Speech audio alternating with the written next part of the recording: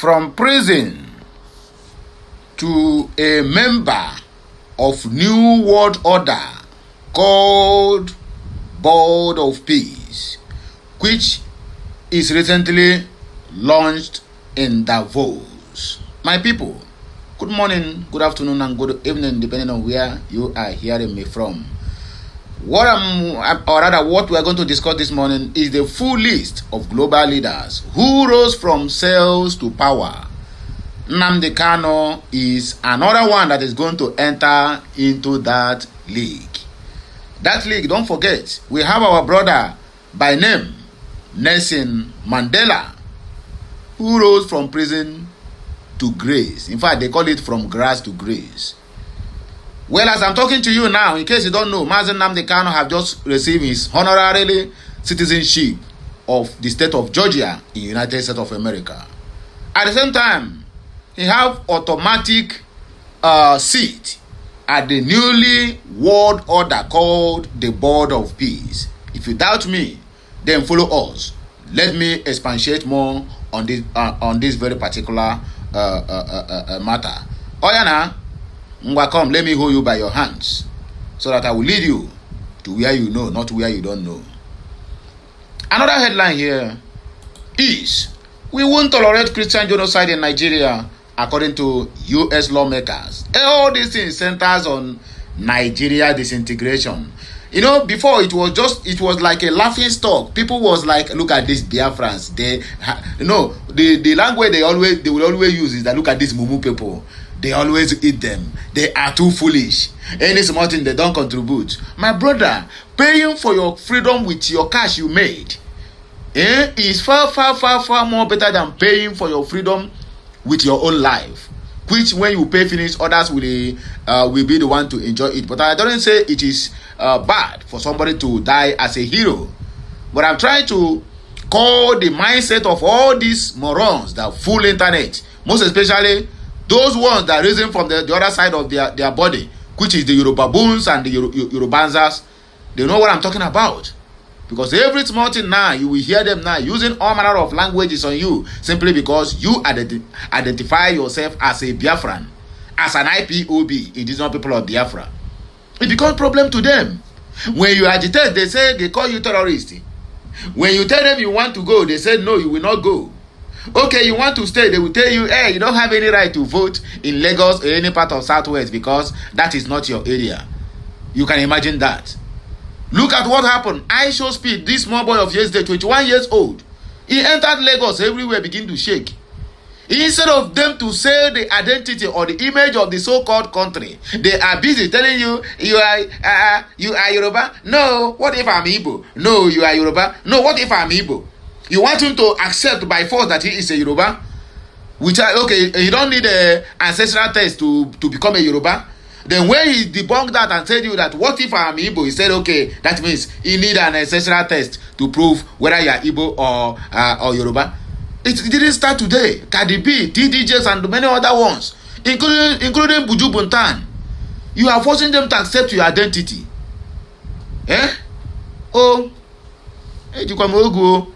We won't tolerate Christian genocide in Nigeria, according to U.S. lawmakers. Okay, my people, now these two headlines we are going to trade this morning. So, as we are reading, we are also going to pause and add our own view, at least to make sure that the message goes to every nooks and crannies, and it is quite understandable to every ears, or to a layman's to a layman's terms. Okay, full list of the global leaders who rose from cells to power. Number one of them is somebody you know too well, but let me just read the article before we begin to call their names one after the other. While imprisonment is often seen as a personal setback, history has shown that for some, it served as the very crucible from which transformational leadership emerged. Anyway, before I proceed, please let me not forget, like this message, share it, comment on it, and make sure you keep subscribing for more interesting videos. Please follow us on all our social media handles. And as such, remember what I always say, I maintain my word, and my God must surely follow you to solve all your problems. Emphasis on all your problems. Okay, let us continue.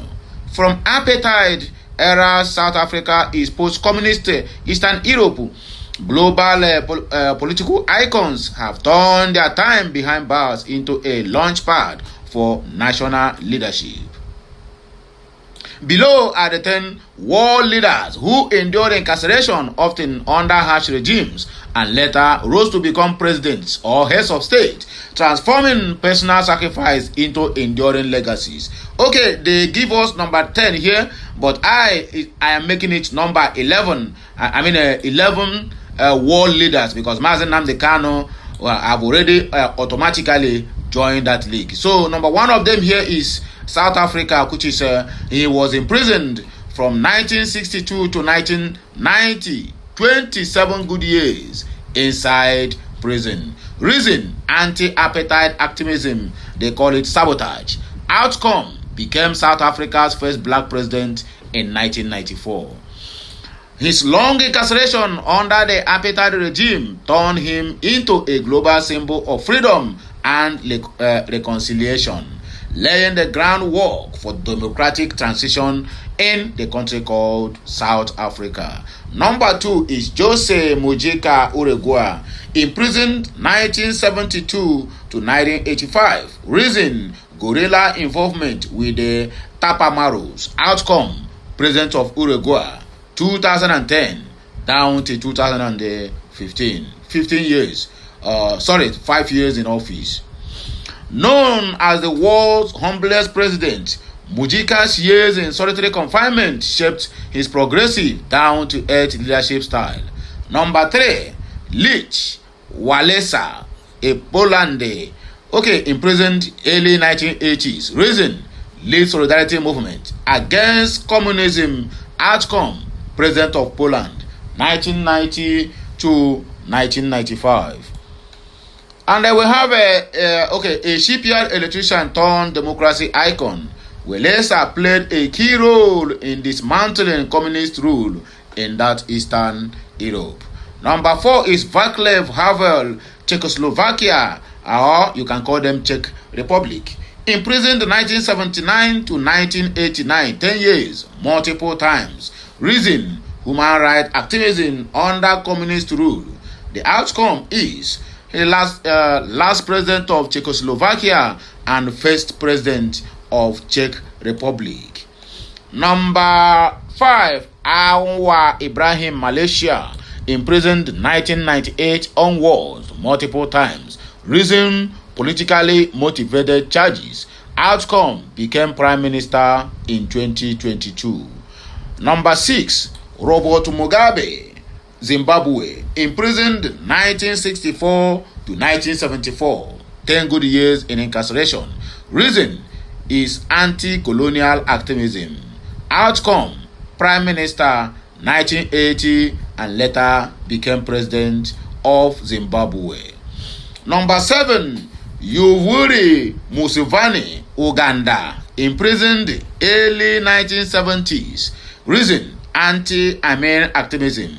Outcome: president since 1986 till death.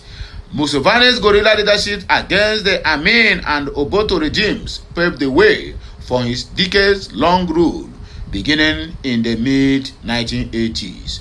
Number 8 is Felix Houphouët Boigny, Ivory Coast, imprisoned briefly under French colonial rule. Reason: political activism. Outcome: first post-independence president 1960 to 1993. A key figure in West Africa's decolonialization, Houphouët Boigny's brief detention did not derail his long political career. Number 9, Juan Perón, Argentina, imprisoned 1945, briefly before returning to power. Reason: political opposition. Outcome: president of Argentina in 1946. His imprisonment sparked massive public support, culminating in a democratic comeback that shaped Argentina politics for decades. Number 10, Luiz Inácio Lula da Silva, Brazil, imprisoned brief detentions in 1980s. Reason: labor activism during dictatorship. Outcome: president of Brazil 2003 down to 2010. a former metal worker and union leader, Lula's political journey from factory floors to the presidency became a beacon of hope for Brazil's working class. Number 11, the last but not the least, Mazi Nnamdi Kanu imprisoned, Biafra agitator. Oh, God have mercy. Reason for his imprisonment, because he was agitating for his people. Okay, arose to limelight from 2012 down to 2015, imprisoned many times, kidnapped, tortured, bullied, denied access to doctors, bad health, everything you can think of. Mazi Nnamdi Kanu have suffered all these things. Okay, presently life imprisonment. From there to the president of the new nation, United States of Biafra. My brother, it is worth celebrating. Oya, jam your hands together. Mazi Nnamdi Kanu is coming out soon.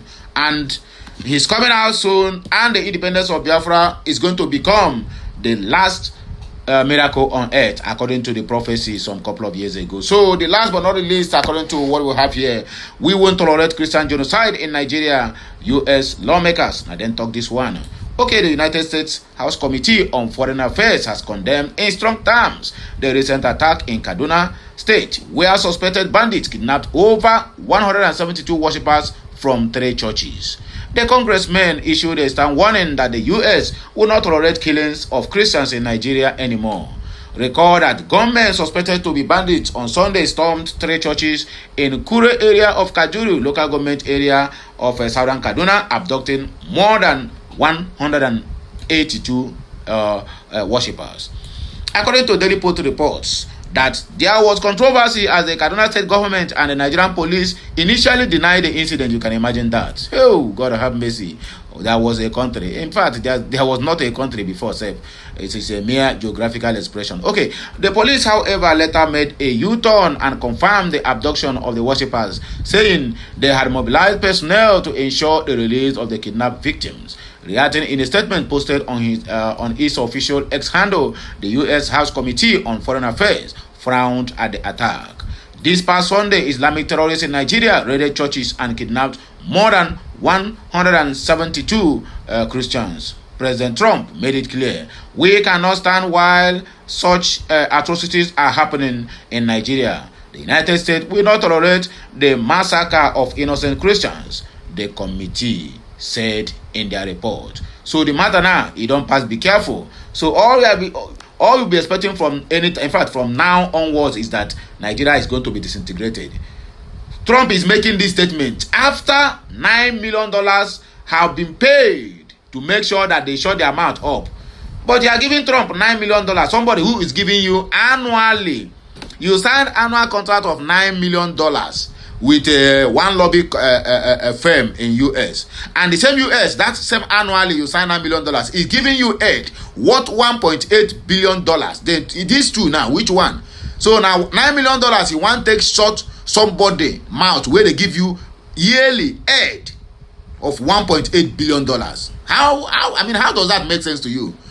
It seems like Tinubu don't have anything to do with money again, because Nigerians are enjoying the hardship. So let him go around and be throwing the money that belongs to them. And many people are online telling you that, yes, it is right. If BIAFRANS should have a lobbyist, then why can't Nigerian government have lobbyists? You can imagine the mindset of people who claims that they are suffering. But now that they are not suffering, they are just suffering and smiling. And in fact, they are enjoying it. Well, I would not like to say much on this. I would like to hear your own side of the story at the comment section of this video. So please make sure it goes viral, and let your next door neighbors, let them be partaker of this message. All the very, very important part, let it go viral. Like, share, comment, and keep subscribing for more interesting videos. Please follow us on all our social media handles. It shall be well with you.